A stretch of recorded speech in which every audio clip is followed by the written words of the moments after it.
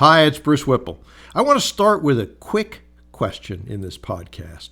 50 years ago, there were 500 companies on the Fortune 500 list, hence Fortune 500, the biggest, richest, most successful companies in America. How many do you think are still around today? If you guessed maybe half, you'd be way off. The real number, roughly 15%. That means 4 out of 5 of the giants of 1975 are gone. They merged, they went bankrupt, they became irrelevant, or they were simply forgotten. So think about that for a second. The safe bets of one generation ago in business became the cautionary tales of this generation. So what does that really mean and how does it happen? It's simple. They stopped evolving. They got comfortable. They protected what was instead of building what would be. Kodak invented the digital camera and buried it. They thought that, that'll kill our film business. Well, they were right about that.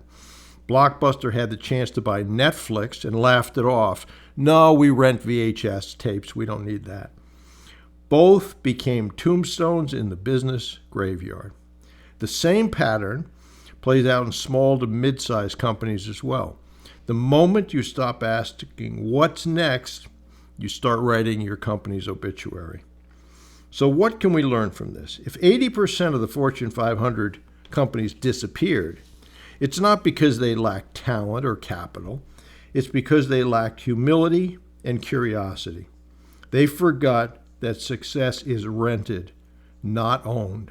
Rent comes due every single day in the form of innovation, listening to customers, listening to employees, and absolutely refusing to coast on yesterday's wins. In my mentoring groups, I see the same thing on a smaller scale. The mentees who keep learning, testing, improving, they thrive. The mentees who say, I've got it all figured out, they plateau and then they fade. So here's the paradox. The bigger you get, the more you have to fight stagnation. Bureaucracy, pride, and comfort are the silent killers of great companies. So whether you're running one company or building an acquisition empire, you've got to bake continuous improvement into your culture and into your own mindset. Ask yourself these questions weekly. What did we learn this week that challenges how we operate? What process or assumption needs to be reinvented? Are we driving forward or are we polishing the buggy while the world drives Teslas? The lesson is clear. You either evolve or you evaporate. So take this week to look at your business, your systems, and your personal habits. What would put you out of business if it showed up tomorrow? Then build the solution before someone else does.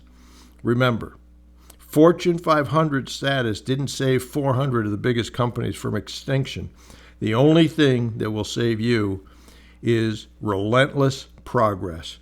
So until next time, keep pushing forward, keep improving, and never get comfortable.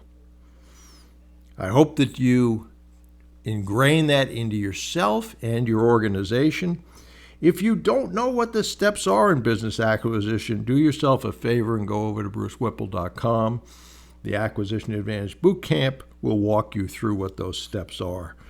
But continuous improvement is critical to a company's success and to a person's success.